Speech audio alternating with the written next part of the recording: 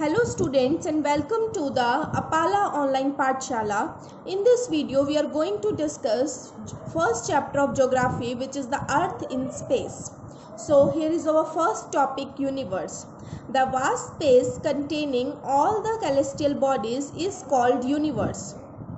There are millions of galaxies that makes the universe. So we can say that universe is the body containing the stars, planets, dust and gases. The universe is so high that it is difficult to imagine its size.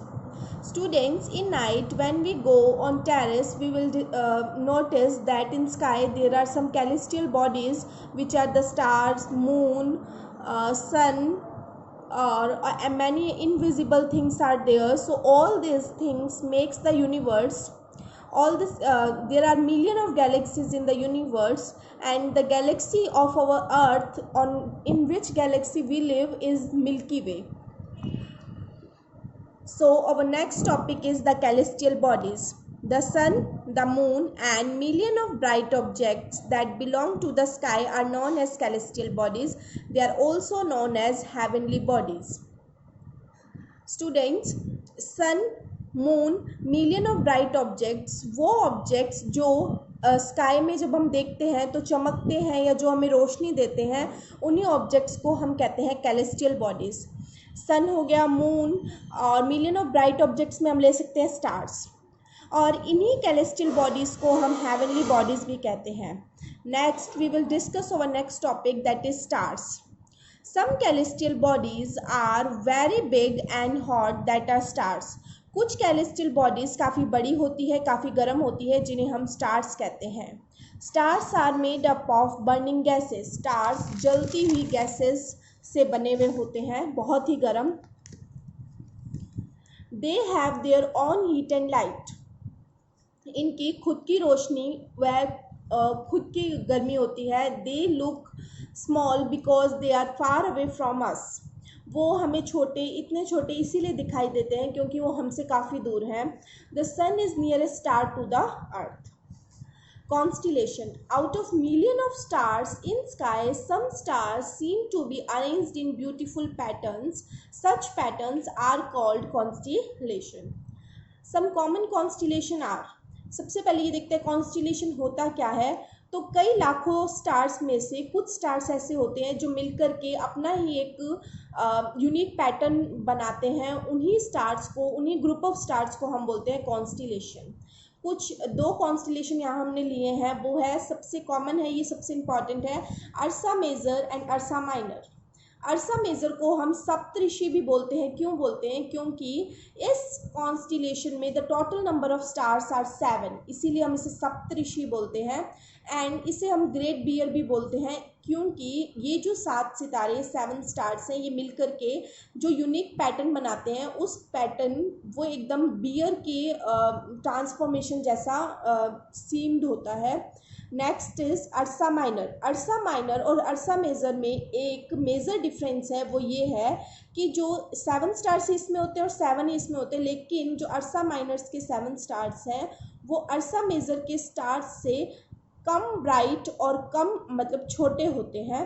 अगर इन दोनों के stars को compare करें तो minor के छोटे और major के स्टार्स बड़े होते हैं, और माइनर के कम चमकदार और मेजर के ज़्यादा चमकदार होते हैं. So next topic is planets. According to 2006 definition of International Astronomical Union, a planet is a celestial body that orbit around the sun and has sufficient mass or shape. Planet जो होता है वो एक ऐसी बॉडी है, कैलेस्टियल body है, जो कि सन के चारों ओर रिवॉल्व करती है और उसकी खुद की एक शेप होती है. There are currently 8 planets according to astronomical, international astronomical union. अभी 8 प्लैनेट्स हैं, और प्लैनेट्स की खुद की हीट एंड लाइट नहीं होती. ये जो चमकते हैं वो चमकते हैं, जो लाइट लेते हैं वो स्टार्स से अपनी लाइट लेते हैं. और next topic is the solar system. The sun, 8 planets, satellites and some other celestial bodies. जो हमारा सोलर सिस्टम है उसे हम सोलर फैमिली भी कहते हैं. इस सोलर फैमिली का जो हेड होता है वो होता है the sun.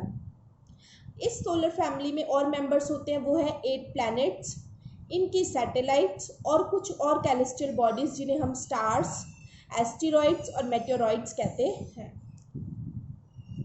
Our next topic is satellite. There are some small heavenly bodies that revolve around the planet. These are called satellites. कुछ ऐसी हेवनली बॉडीज, कैलेस्टियल बॉडीज होती है जो कि प्लैनेट के चारों ओर रिवॉल्व करती है. इनको बोला जाता है सैटेलाइट. हमारे सोलर सिस्टम में अराउंड 50 सैटेलाइट्स हैं. ऐसे दो प्लैनेट्स हैं जिनकी खुद की कोई भी सैटेलाइट नहीं है, वो है मरकरी एंड वीनस. अब हम डिस्कस करेंगे सोलर सिस्टम के हेड के बारे में, जो कि है sun. The sun is the centre of solar system and the nearest star to the earth. Earth के सबसे पास का जो तारा है वो है सन, और जो सोलर फैमिली का या सोलर सिस्टम का हेड और सेंटर पॉइंट है वो है द सन. सन बना हुआ होता है दो मेन गैसेस से, जो है हाइड्रोजन एंड हीलियम. सन और अर्थ के बीच में जो डिस्टेंस है वो है अराउंड 150 मिलियन किलोमीटर्स का. सबसे मोस्ट इम्पॉर्टेंट टॉपिक जो आगे आपसे पूछा भी जाएगा वो ये है कि the difference between star and planets. Star और प्लैनेट के बीच में क्या डिफरेंस है. Stars, they are made of hot blowing gases. Stars बने हुए होते हैं गर्म गैसेस की, और प्लैनेट्स बने हुए होते हैं सॉलिड मटेरियल्स के. स्टार्स के पास खुद की लाइट होती है, जबकि जो प्लैनेट्स होते हैं वो अपनी लाइट रिसीव करते हैं किससे, स्टार्स से. स्टार्स हैं उनकी जो काउंट करें अगर हम, तो वो मिलियंस हैं, मतलब इनफाइनाइट है, हम उन्हें काउंट नहीं कर सकते. जबकि जो प्लैनेट्स हैं वो काउंटेबल हैं, और वो है सिर्फ 8. Next over topic is asteroids. हमने पढ़ा था कि कैलेस्टियल बॉडी में एस्टेरॉइड्स भी आते हैं, लेकिन एस्टेरॉइड्स होते क्या हैं. There are numerous tiny bodies or very small planets which revolve around the sun, mainly between the orbit of Mars and Jupiter.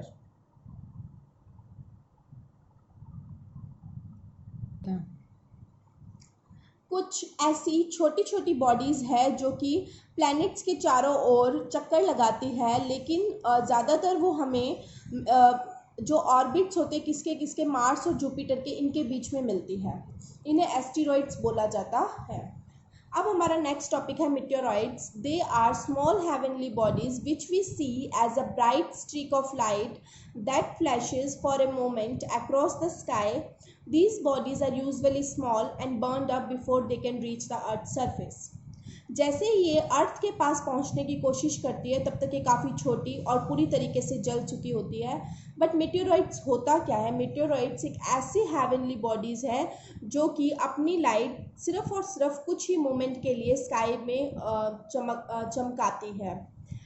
Next is our Earth, the living planet. The most important topic of this chapter is our Earth, the living planet. The Earth is the only planet in the solar system having life on it. Solar system में सिर्फ एक अर्थ ही ऐसा planet है जहाँ पे जीवन संभव है. The shape of earth is described as geoid.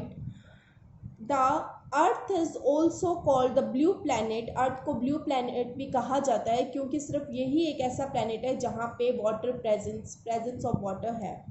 There are some factors, कुछ और ऐसे फैक्टर्स हैं जिसकी वजह से लाइफ सिर्फ और सिर्फ अर्थ पर पॉसिबल है.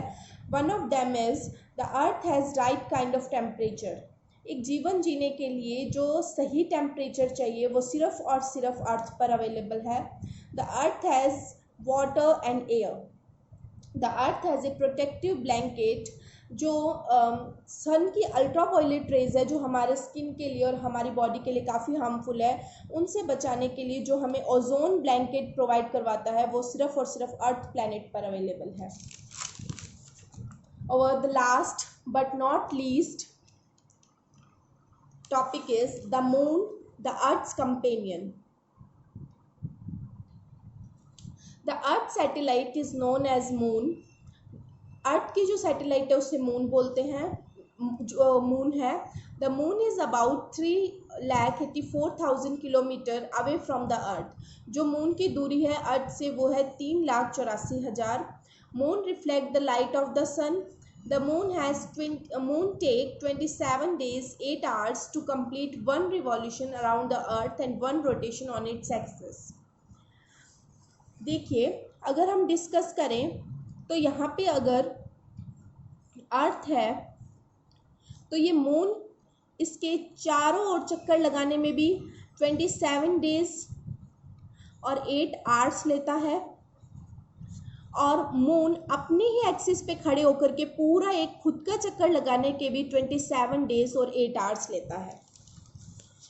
The most common phases of moon are new moon and full moon. When the moon is between the earth and the sun, जब मून चंद्रमा एकदम अर्थ और सन के एकदम बीचों बीच होता है तब होता है न्यू मून, और जब मून अपनी पूरा मतलब गोल दिखाई देता है अर्थ से तो उसे बोला जाता है फुल मून। सो स्टूडेंट्स, यहाँ पे हमारा ये चैप्टर ख़त्म होता है, लेकिन इसके जो मोस्ट इंपॉर्टेंट 3 क्वेश्चंस हैं वो मैं आपके लिए लेके आई हूँ। इसे आपको अपनी प्रैक्टिस नोटबुक में करना है। What are the 3 main difference between stars and the planets? What is constellation? Name some common constellations. Explain why the earth is called the living planet. Thank you so much, students. So here we are going to end our video, but I'm sure that you will do this homework in your practice notebook. See you and meet you soon.